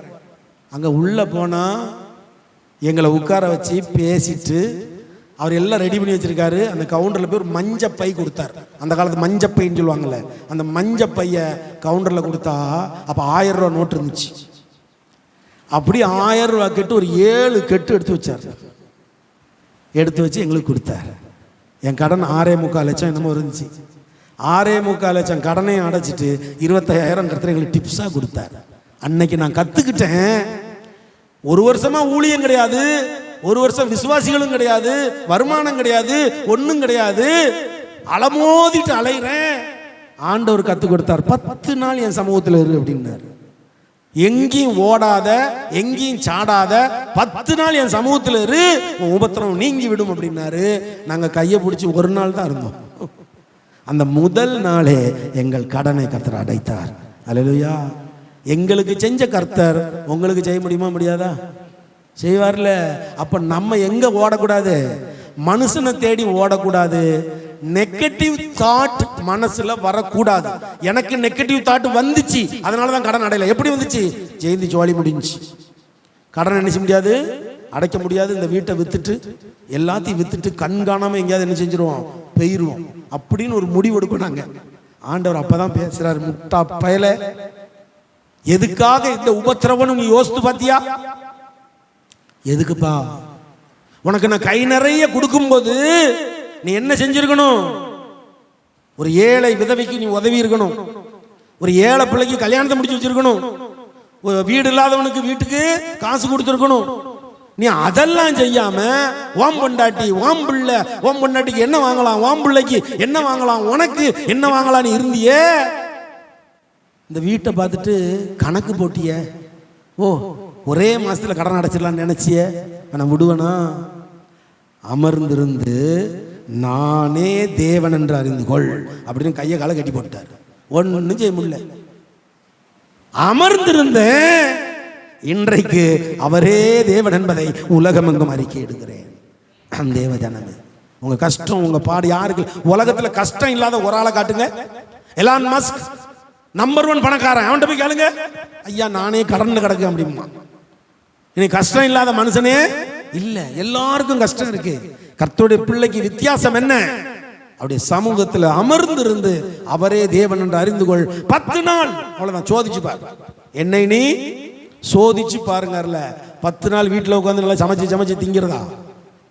உபவாசம் இருந்து ஒரு பாதத்தில் விழுந்து கடை, ஒரு வேலை செய்யாத விழுந்து கடை, ஒரு பாதத்தில் விழுந்து கடை. அப்புறம் அவர் உயர்த்துவார் பாருங்க. நீ உயிரோடு இருக்கும் நாளெல்லாம் ஒருவனும் உனக்கு முன்பாக எழுத்து நிற்பதில்லை. செஞ்சு பாருங்களேன். ஆண்டவர் சொல்றாருல, என்னை நீ சோதிச்சு பாரு அப்படிங்கிறார்ல, சோதிச்சு பாருங்க. தேவஜனமே, அதை விட்டு விட்டு சுயபலத்தால் நீங்க ஓடி ஓடி பார்த்தா முடிவில் டயர்ட் ஆயிடுவீங்க. உங்களுக்கு வயசாயிரும். அதுக்கு பிறகு நீங்க ஓடிக்கிட்டே தான் இருப்பீங்க. உங்களால் அதுக்கு பிறகு ஓடவும் தெம்பு இருக்காது. பிள்ளைகள் உங்களை திட்ட ஆரம்பிப்பாங்க. சுற்றம் பற்ற நம்மளை திட்ட ஆரம்பிக்கும். ஒரு மதிப்பும் இருக்காது. ஆனால் கர்த்தருடைய சமூகத்தில் அமர்ந்து பாருங்க, பிள்ளைகள் உங்களை வாழ்த்துவார்கள். அக்கம் பக்கத்தினர் உங்களை ஆசீர்வதிப்பாங்க. உங்களை எதிர்த்து நிற்க தைரியமே வராது. ஆமா, அந்த அளவுக்கு ஆசீர்வாதத்தை தேவன் கொடுப்பார். எனக்கு மட்டும் தான் கொடுப்பாரா? உங்களுக்கும் கொடுப்பாரா மாட்டாரா? நீ விசுவாசித்தால் தேவனுடைய மகிமையை எல்லாம் நல்லா இருக்கு. கேட்கறதுக்கு நல்லா தான் பாஸ்டர் இருக்கு. இப்போ வீட்டுக்கு போன உடனே கடங்காரம் போன் பண்ணுவானே, அவன்கிட்ட நான் சொல்லவா? எங்கள் பாஸ்டர் சொல்லியிருக்காங்க, அமர்ந்திருந்து 10 நாள் நீ போன் பண்ணாத, நீ அமர்ந்திருந்து தேவனை சொல்லவா பாஸ்டர்? வருதில்லை கேள்வி. சொல்லுங்க. 10 நாள் அவமானம் தலைக்கு மேலே போதா? போட்டும். தலைக்கு மேலே அவமானம் போகுது, போட்டும். இந்த 10 நாள் அவரை இறுக்கி பிடிங்க. யாக்கோபை போல நீர் ஆசீர்வதித்தால் ஒழிய உம்மை நான் விட்ட மாட்டேன். 10 நாள் தாங்க மாட்டாருங்க. ஒரே நாள் ஆசீர்வதிக்கிற கர்த்தர். அவர் எதிர்பார்க்கிறது உங்க விசுவாசத்தை தான். எவ்வளவுதான் உபத்திரம் வந்தாலும் நம்ம டிவி பார்க்கறத விட மாட்டோம். எவ்வளவுதான் உபத்திரம் வந்தாலும் செல்போன் பார்க்கறத விட மாட்டோம். எவ்வளவுதான் உபத்திரம் வந்தாலும் போய் கதை பேசுறத விட மாட்டோம். இதுக்கெல்லாம் நேரம் செலவழிக்க தெரிஞ்ச நமக்கு தேவ சமூகத்தில் அட்லீஸ்ட் கர்த்தர் எவ்வளவு நேரம் கேட்டாரு? எவ்வளவு நேரம் கேட்டார்? அட்லீஸ்ட் அப்போஸ்தலர் பார்த்து கேட்க, ஏண்டா அட்லீஸ்ட் ஒரு 1 மணி நேரம் என் கூட கொஞ்சம் ஜெபிக்க முடியாதா கேட்கிறார். 1 மணி நேரம். கடன், ஐயோ கடன், ஐயோ அவன் வரான், ஐயோ இவன் வரான். இவெல்லாம் வராம இருக்கணும்னா அட்லீஸ்ட் 1 மணி நேரம் எல்லாத்தையும் விட்டுட்டு தேவ சமூகத்தில் விழுந்து, கணவன் தனியா மனைவி தனியா, கணவனும் மனைவியும் சேர்ந்து அவர் சமூகத்தில் என்ன செய்யணும்? விழுந்தே கிடக்கணும். நீர் ஆசீர்வதித்தால் ஒழிய உம்மை நான் விட மாட்டேன். எத்தனை கோடி கடனா இருந்தாலும் என் தேவனால் அடைக்க முடியாத கடன் ஒண்ணுமே கிடையாது. எவ்வளவு பெரிய வியாதியா இருந்தாலும் என் தேவனால் குணப்படுத்த முடியாத வியாதி ஒண்ணுமே கிடையாது. அல்லேலூயா. அவரை சார்ந்து, இதுக்கு பேர் தான் விசுவாசம். பேதுரும் யோவானும் ஆலயத்துக்குள் பிரவேசிக்கும் பொழுது வாசல்ல பிச்சைக்காரர் இருந்து, ஐயா பிச்சை போடுங்க. பேதுரு என்ன சொன்னாரு? பொன்னும் வெள்ளியும் என்னிடத்தில் இல்லை, எனக்குள் இருக்கிற இயேசுவை உனக்கு தருகிறேன், எழுந்து நட. அன்னைக்கு பேதுரு 1 ரூபா கொடுத்திருந்தாருன்னா அவனுக்கு அன்னைக்கு 1 ரூபா சாப்பாடு ஓடி இருக்கும். ஆனா பேதுருட்ட 1 ரூபா இல்ல, இயேசுவை கொடுத்தார். அவன் எழுந்து நடமாடி வேலைக்கு போயிடுவான், சம்பாதிப்பான், பணக்காரன் ஆயிடுவான். அல்லேலூயா. அப்ப நமக்குள், எனக்குள், பாஸ்டர் ஜானாகிய எனக்குள் இருக்கிற இயேசுவை உங்களுக்கு என்ன செய்றேன்? தார. நீங்க எழுந்து நடங்க. எப்படி? வியாதி பலவீனத்திலிருந்து எழுந்து நடங்க, கடன் பாரத்திலிருந்து எழுந்து நடங்க, பிரச்சனைகளிலிருந்து எழுந்து நடங்க. அதுக்கு இந்த 10 நாள் உபத்திரவத்தில் அவர் பாதத்தில் விழுந்து கிடங்க. உங்க மனசாட்சிட்ட நீங்க கேளுங்க. கஷ்டம் கஷ்டம் கஷ்டம் கஷ்டம் கஷ்டம் புலம்பிக்கிட்டே இருக்கமே, இந்த கஷ்டத்தின் நேரத்தில் எத்தனை மணி நேரம் கர்த்தரோடு உறவாடினீர்கள்? ஆண்டவர் அதான் கேட்பார். கஷ்டம் கஷ்டம் கஷ்டம் கஷ்டம் கஷ்டம்னு சொல்றதை விட இந்த கஷ்டமான நேரத்தில் நான் இயேசுவோடு எத்தனை மணி நேரம் செலவு செய்தேன், நான் இயேசுவோடு எவ்வளவு, உடனே மாறுங்க, உடனே மாறிடும். ஆமா, இதை கற்றுக்கொண்ட நிறைய பிள்ளைகள் விடுதலை பெற்றாங்க. என்ன நம்மள்ட்ட ஒரு குறைவு, விடுதலை பெற்ற உடனே ஓடிடுவாங்க. ஆனா அப்படி இல்லாதபடிக்கு சபையில் என்ன செய்யுங்க? நிலைத்திருங்க. சபைக்கு தூணா இருங்க. கர்த்தர் உங்களை என்ன செய்வாரு? ஆசீர்வதிப்பார். கடைசி வசனத்தை வாசித்து முடிப்போம். 7, 8 இல்ல 6, 7, 8 மொத்தமா வாசித்து முடிச்சிருவோம். பகலிலே வெயிலாகிலும் இரவிலே நிலவாகிலும் உன்னை சேதப்படுத்துவதில்லை. கர்த்தர் உன்னை எல்லா தீங்குக்கும் விலக்கி காப்பார். அவர் உன் ஆத்துமாவை காப்பார். கர்த்தர் உன் போக்கையும் உன் வரத்தையும் இது முதற்கொண்டு என்றைக்கும் காப்பார். இன்னையிலிருந்து, இது முதற்கொண்டுனா இந்த நிமிஷத்திலிருந்து நீங்க ஏற்றுக்கொண்டால், இந்த 10 நாள் உபத்திரவத்தை நீங்க புரிந்து கொண்டால், 10 நாள் உபத்திரவத்தை ஏற்றுக்கொள்ள சொல்லல நான், இந்த 10 நாள் உபத்திரவத்தின் ரகசியத்தை நீங்க புரிந்து கொண்டால், இவ்வளவு நேரம் நான் தான் புரிய வச்சேன். எத்தனை பேருக்கு என்ன புரிஞ்சிச்சுன்னு எனக்கு தெரியாது. சில பேர் முழிக்கிற மொழியெல்லாம் பார்த்தா என்னமோ சொல்லிக்கிட்டு இருக்காரு, ஒரு மண்ணும் புரிய மாட்டேங்குது, என் கஷ்டம் எனக்கு தானே தெரியும் அப்படிங்கிற மாதிரியே எனக்கு ஃபீல் ஆகுது. எது எப்படியோ ஆண்வியானவர் இன்னைக்கு சொல்லிக் கொடுக்க சொன்னது 10 நாள் உபத்திரவத்தின் ரகசியத்தை நீங்கள் புரிந்து கொண்டு ஓடி சாடி மண்டையை உடைக்காம அவர் சமூகத்தில் விழுந்து கிடந்து இந்த செல்போனெல்லாம் கொஞ்சம் என்ன செய்யணும், தூர போட்டுட்டு, நாங்கள் ஜெபமலைக்கு எதுக்கு போகிறோம், இதெல்லாம் தூக்கி தூர போடத்தான். அப்படி தூர போட்டுட்டு அவர் சமூகத்தில் ஒரு சின்ன ரிங் சத்தம் கூட நம்மகிட்ட கேட்கக்கூடாது. ஆமாம், அப்படியே அமைதியா சைலண்டா அவரும் நம்மளும் தான். கணவனும் மனைவியா இருக்கலாம், தனியா இருக்கலாம், குடும்பமா இருக்கலாம், நீங்களும் அவரும், அவ்வளோதான். 10 நாள் நீங்க ட்ரை பண்ணி பாருங்க. 10 நாள் அட்லீஸ்ட் ஒரு 1 hour, எவ்வளவு நேரம், எந்த தொந்தரவும் இல்லாம ஐம்புலன்களையும் அடக்கி. ஆமா, அந்த ஜெபம் நான் ஏற்கனவே உங்களுக்கு 1 நிமிஷம் சொல்லி கொடுத்துருக்கேன். ஐம்புலன்களை அடக்குவது எப்படின்னு ஞாபகம் இருக்கா உங்களுக்குலாம்? இப்போ திரும்ப அதை செய்ய சொல்கிறேன். ஏன்னா இன்னைக்கு ஜெயத்தை நீங்கள் பெற்றுட்டு தான் இங்கேருந்து போகணும். இனி உங்களுக்கு பிரச்சனை வரப்படாது, இனி கடனில் மாட்டக்கூடாது, இனி வியாதியில் மாட்டக்கூடாது, இனி பிரச்சனைகள் வரவே கூடாது. இன்று கண்ட எகிப்தியனை இனிமேல் நீ காண்பதில்லை. ஆமாம், அப்போ இனிமேல் இந்த பிரச்சனை வரக்கூடாதுன்னா இந்த 10 நாளுக்கு பொருத்தனை பண்ணுங்க. இசப்பா இந்த 10 நாள் உபத்திரவம் நான் உங்களுடைய சமூகத்துக்கு இந்த 10 நாள் என்ன செஞ்சிடறேன், தந்துடுறேன்னு சொல்லிட்டு வீட்டில் ஜெபிங்க. முடியலையா, உங்களுக்காகவே தனிமை ஜெபார கட்டி வச்சிருக்கோம். இங்கே வந்து விழுந்து கிடங்க இல்லையா, இங்கே வந்து நீங்கள் விழுந்து கிடந்து ஜெபிக்க ஆரம்பிங்க. இல்லை உங்கள் வீட்டில் ஜெபிக்க ஆரம்பிங்க. இல்லை கிளை சபை இருக்குது, அங்கே மேலே இருந்து என்ன செய்யுங்க, ஜெபிங்க. எங்கேயாவது நம்முடைய சபையில் உட்காந்து நீங்கள் என்ன செய்யுங்க, தலைமை சபை இருக்குது, கிளை சபை இருக்குது, ஏதாவது ஒரு சபையில் உட்காந்து நீங்கள் கண்ணீரோட ஒரு நாளைக்கு 1 மணி நேரம் என்ன செய்யுங்க, ஒதுக்குங்க. நான் அதை மனசில் நினச்சிருக்கிறேன். வரும் நாட்களில் 24 மணி நேரம் சங்கிலி ஜெபம் இது தொடங்கணும்னு நினச்சிருக்கேன். அதுக்கு ஒரு 24 பேர் வேணுமே இல்லையா? ஸோ அதனால ஆரம்பத்தில் ஒரு 7 மணி நேரம் தொடர் ஜெபம் எனக்கு படுது, உங்கள் கஷ்டங்கள் தீர. ஏன்னா அடிக்கடி நான் ஜெபிச்சுக்கிட்டு இருக்கேன் இல்லையா உங்களுக்காக. ஆண்டவர் நீ ஒத்தியால போராடுறங்க, நீ ஒத்தியால போராடுற, உன் கை தான் வீசிக்கிட்டு கிடக்கு, அங்கேருந்து வரமடுக்கு கை.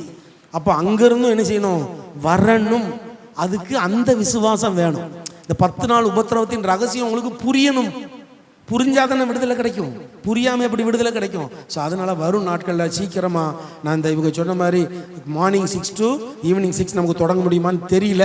என் மனசில் 7 hours மைண்டில் வருது. 7 மணி நேரம் 7 பேர் ஆலயத்தில் உட்காந்து ஒரு ஆள் 1 மணி நேரம் தொடர்ச்சியாக நீங்கள் உங்களுக்காக, சபைக்காக, தேசத்துக்காக என்ன செய்யுங்க. முதல்ல தேசத்துக்காக, 2வது சபைக்காக, 3வது உங்களுக்காக 1 மணி நேரம். நீங்கள் அடுத்தால் வந்த பிறகு தான் நீங்கள் என்ன செய்யணும், போகணும். அடுத்தால் 1 மணி நேரத்துக்குள்ள வந்துடணும். இதை நம்ம ஒரு சிஸ்டமாக வச்சு அந்த 7 நாள் 7 மணி நேரம் இந்த எப்படி எரிகோ கோட்டை விழுவதற்கு 7 முறை 7 நாள் சுற்றுனாங்க பாருங்க, அந்த மாதிரி நம்ம செய்ய வாஞ்சிக்கிறேன். ஏன்னா இப்போ ராகேஷுக்கு பூரண விடுதலை கிடைக்கணும், பிரதீப்புக்கு தொழில் ஆசீர்வதிக்கப்படணும், பிரச்சனைகள் வரக்கூடாது, ராஜேஷுக்கு கடனெல்லாம் அடைக்கப்படணும். எல்லாருக்கும், ஒவ்வொருத்தரும் பேர் சொல்லிட்ட முடியாது, எல்லாருக்கும் பிரச்சனைகள் மாறணும். விடுதலையா கர்த்தரை என்ன செய்யணும், ஆராதிக்கணும். நீங்க மனசுல நினைக்கும் போதே காரியம் நடக்கும். அந்த இடத்துக்கு உங்களை கொண்டு வந்து நிறுத்த நான் ஆசைப்படுறேன். அதற்கு நீங்கள் மிகவும் பிரியமானவர்களா இருக்கணும். கர்த்தருக்கு நீங்க மிகவும் பிரியமானவர்களா இருந்தால் நீங்கள் வேண்டிக் கொள்வதற்கு முன்னமே கட்டளை வசனம் அப்படிதான் இருக்கு. தானியேல் 9:23 நீ மிகவும் பிரியமானவன் ஆதலால் நீ வேண்டிக் கொள்ள தொடங்கின போதே கட்டளை வெளிப்பட்டது. கர்த்தரால் கூடாத காரியம் நம்ம ஒரு நொடி போடு இல்லையா? இப்போ காலையில் 7 மணிலேருந்து ஏன்னா நமக்கு அதிகாலையும் முடியும் 6:30 ஆயிரும். நம்மளே நம்ம யோசிக்க கூடாதுல்ல, எல்லாரும் மீட்டிங்கில் இருப்பாங்கல்ல. ஸோ 8 to ஆரம்பிக்கும். காலையில் 8 to 9 ஒரு ஆள், 9 to 10 ஒரு ஆள், 10 to 11 ஒரு ஆள், 11 to 12 ஒரு ஆள், 12 to 1 ஒரு ஆள், 1 to 2 ஒரு ஆள், 2 to 3 ஒரு ஆள். ஸோ 8 மணிலேருந்து மத்தியானம் 3 மணிக்குள்ளே அந்த ப்ரேயரை முடிச்சிடணும். 7 நாள் எதுக்காகனா உங்களுக்காக தான் இல்லையா? ஸோ தேசத்துக்காக, சபைக்காக, உங்களுக்காக இதை நம்ம தொடங்கணும்னு நான் ஆசைப்படுறேன். உங்கள் இருதயத்தில் ஏவப்படுதா? கை தூக்குங்க. எத்தனை பேருக்கு வரலாம்? 7 பேர் வேணும். 7 பேர் வேணும். நீங்கள் குடும்பமாக கணவன் மனைவியாக வந்தாலும் ஓகே தான். ஆனால் கணவன் மனைவியாக வந்தால் 2 மணி நேரம் இருக்க வேண்டியிருக்கும். ஒரு ஆள் 1 மணி நேரம், இன்னொரு ஆள் 1 மணி நேரம், அப்படி இருக்கணும். இல்லை தனித்தனியாக கணவன் மனைவியாக வந்தால் 2 மணி நேரம். ஆமாம், கணவன் மனைவியாக வாரீங்க, கணவர் ஒரு நாள் உள்ள உட்காந்து ஜெபிக்கணும், ஜெபிக்கிறாள் உள்ளதான், சப்போர்ட்டுக்கு வர்றாள் வெளியே, வெளியே உட்காந்து என்ன கற்பனையா, இங்கேயும் ஜெபந்தான், ரெட்டத்தனையான ஆசீர்வாதம். ஸோ உங்கள் வசதியை பார்த்துக்கோங்க. நான் அநேகமாக இந்த இன்னைக்கு தேதி எத்தனை, 17. ஸோ இந்த மாதம் போட்டு வைப்போம் இல்லையா. நாளைக்கு செல்வி சிஸ்டமாக கல்யாணம் இருக்குது. அதுக்கு பிறகு ஒரு வேளை நாங்கள் கொஞ்சம் வெளியூர் போனாலும் போவோம், ஜெபமலைக்கு போனாலும் போவோம், அப்படி இல்லைன்னா வேறு சின்ன மகளை பார்க்க போனாலும் போவோம். எதையாவது ஒன்று நான் அடுத்த வாரம் இருக்கும் எங்களுக்கு. மே 27 கன்னியாகுமரி போகணும். ஆமாம். ஸோ நமக்கு வெளியே கொஞ்சம் வேலைகள் இருக்குது, வெளியே போகிற வேலைகள் நிறையா இருக்குது எங்களுக்கு. அதனால் இந்த மாதம் நடக்காது. ஜூன் மாதத்துலேருந்து 7 நாள் எரிகோ கோட்டையை விழ தள்ளணும். உங்கள் கடன் பாரத்திலேருந்து நீங்கள் விடுதலை பெறணும். ஏன்னா இதெல்லாம் நாங்கள் செஞ்சுருக்கோம். எங்கள் சபையில் அப்படி 24 மணி சங்கிலி சொல்கிறல, இவன் 1 மணி நேரம் போனால் நான் 1 மணி நேரம் போவேன், என் பிள்ளைய 2 பேர் சேர்ந்து 1 மணி நேரம் போவாங்க. எங்கள் குடும்பத்துலேருந்து 3 மணி நேரம் நாங்கள் கொடுப்போம் ஒரு நாளைக்கு எங்கள் சபையில். அப்படி தான் நாங்கள் இருந்தோம். அதை ஆசீர்வாதத்தை பெற்றுக்கொண்டோம் நாங்கள். அதை உங்களுக்கு கற்றுத்தருகிறேன். ஸோ நீங்கள் எல்லாம் ஜெபம் பண்ணுங்க. இந்த எரிகோ மதிலை விழத்தள்ளுகிற ஜெபம் இல்லையா. ஸோ எரிகோ கோட்டையை விழத்தள்ளணும். அதுக்கு இந்த 7 நாள் 7 முறை இந்த ஜெபத்தை நம்ம கண்டினியூ பண்ணி இந்த 7 நாள் நடத்துவோம். அதில் நிச்சயமாக தேவன் உங்களை என்ன செய்வார், ஆசீர்வதிப்பார். ஏன்னா ஜெபம் இல்லாத வீடு, கூரை இல்லாத வீடு, ஜெபமே ஜெயம். ஸோ அவர் சமூகத்தில் நம்ம ஜெபிக்கும் பொழுது நிச்சயமாக கர்த்தர் என்ன செய்வார், ஆசீர்வதிப்பாரா மாட்டாரா? நம்புறவங்க அல்லையே சொல்லுங்க. எனக்கு ஒத்தாசை வரும் பர்வதங்களுக்கு நேராக என் கண்களை ஏறெடுக்கிறேன். வானத்தையும் பூமியையும் உண்டாக்கின கர்த்தரிடத்தில் இருந்து எனக்கு ஒத்தாசை வரும். உன் காலை தள்ளாட ஒட்டார், உன்னை காக்கிறவர் உறங்கார். இதோ இஸ்ரவேலை காக்கிறவர் உறங்குவதும் இல்லை, தூங்குகிறதும் இல்லை. கர்த்தர் உன்னை காக்கிறவர். கர்த்தர் உன் வலது பக்கத்திலே உனக்கு நிழலாயிருக்கிறார். பகலிலே வெயிலாகிலும் இரவிலே நிலவாகிலும் உன்னை சேதப்படுத்துவது இல்லை. கர்த்தர் உன்னை எல்லா தீங்குக்கும் விலக்கி காப்பார். அவர் உன் ஆத்துமாவை காப்பார். கர்த்தர் உன் போக்கையும் உன் வரத்தையும் இது முதற்கொண்டு என்றென்றைக்கும் காப்பார். ஆமென். எங்கள் அன்பின் பரமபிதாவே, தகப்பனே, நீர் விதைக்க சொல்லுகிற விதைகளை தினம்தோறும் விதைத்து கொண்டு வருகிறோம் அப்பா. விதைக்கப்படுகிற இந்த விதைகள் ஒவ்வொன்றும் 30, 60, 100 பலன் கொடுப்பீராக. ராஜ்யம் வருவதாக, உம்முடைய ராஜ்யம் வருவதாக. உம்முடைய சித்தம் பரலோகத்திலே செய்யப்படுவது போல பூலோகத்திலும் செய்யப்படுவதாக. இந்த ஒலிவமலை ஜெப கூடாரத்தை கர்த்தர் நினைத்தருளுங்க. இந்த பூமியில, இந்த தூத்துக்குடி பட்டணத்துல, இந்த ஐயர் விலையில ஒரு ஓரத்தில் இருக்கிற ஒரு எளிய சபை அப்பா. இந்த சபையில் இருக்கிற மக்கள் நாங்கள் எளிய மக்கள். உம்முடைய சமூகத்திலே விலையேற பெற்ற முத்துக்களா எங்களை மாற்றுங்கப்பா. எங்கள் பிள்ளைகளுடைய தேவைகளை கர்த்தர் அறிந்திருக்கிறீங்க, எங்கள் தேவைகளையும் கர்த்தர் அறிந்திருக்கிறீங்க. எல்லாருடைய தேவைகளும் சந்திக்கப்படுவதாக. நீரே தெய்வம் என்று நாங்கள் அமர்ந்திருந்து கண்டுகொள்ள கர்த்தர் கிருபை செய்யுங்க. எதற்கும் நாங்கள் பதட்டப்படாதபடி கர்த்தர் பார்த்து கொள்ளுவார். கர்த்தருடைய பர்வதத்திலே பார்த்து கொள்ளப்படும். கர்த்தர் தருவார் என்கிற விசுவாசத்தோடு உங்களுடைய பிள்ளைகள் காத்திருந்து பெற்றுக்கொள்ள, எந்த வீணான டென்ஷனுக்கோ நெகட்டிவ் திங்கிங்கோ இடம் கொடுக்காம நல்லதையே நினைக்க, நல்லதையே நடத்த கர்த்தர் கிருபை செய்யுங்க. உங்களுடைய ஊழியக்காரனுக்கு கொடுத்த கிருபையின் நிமித்தமாக, அன்பின் நிமித்தமாக, அதிகாரத்தின் நிமித்தமாக உள்ளத்தின் ஆழத்திலிருந்து பிதா, குமாரன், பரிசுத்தாவி நாமத்திலே வாழ்த்துகிறேன், ஆசீர்வதிக்கிறேன். மீட்பரும் இரட்சகரும் ஆகிய இயேசு கிறிஸ்துவின் இன்ப நாமத்தில் ஜெபம் கேளும் நல்ல பிதாவே. ஆமென், ஆமென். ஆசீர்வாதம் நம் கர்த்தராகிய இயேசு கிறிஸ்துவின் கிருபையும் பிதாவாகிய தேவனுடைய அன்பும் பரிசுத்த ஆவியானவருடைய அன்யோன்ய ஐக்கியமும் நம் அனைவரோடும் கூட இன்றும் என்றும் சதா காலமும் இருப்பதாக. ஆமென். ஓ தேவனுக்கு மகிமை, தூக்கி எடுத்தார், என்னை தூக்கி எடுத்தார் இயேசு. தம் கரத்தை நீட்டி ரட்சித்தாரே. ஓ தேவனுக்கு மகிமை. இயேசுவை நேசிக்கிறேன், என்றென்று நேசிக்கிறேன். அக்கரையில் நான் நின்று அவரை என்றென்று வாழ்த்துவேன். அக்கரையில் நான் நின்று அவரை என்றென்று வாழ்த்துவேன். அல்லேலுயா அல்லேலுயா அல்லேலுயா. என் ஆத்துமாவே கர்த்தரை ஸ்தோத்தரி, என் முழு உள்ளமே அவருடைய பரிசுத்த நாமத்தை ஸ்தோத்தரி. என் ஆத்துமாவே கர்த்தரை ஸ்தோத்தரி, அவர் செய்த சகல உபகாரங்களையும் மறவாதே. ஆமென் ஆமென். அல்லேலுயா அல்லேலுயா அல்லேலுயா. கர்த்தருக்கு ஸ்தோத்திரம். Praise the Lord. ஸ்தோத்திரம் ஸ்தோத்திரம் ஸ்தோத்திரம் ஸ்தோத்திரம். Praise the Lord. ஸ்தோத்திரம். சரி, வாங்க ஜெபம் பண்ணிடுவோம்.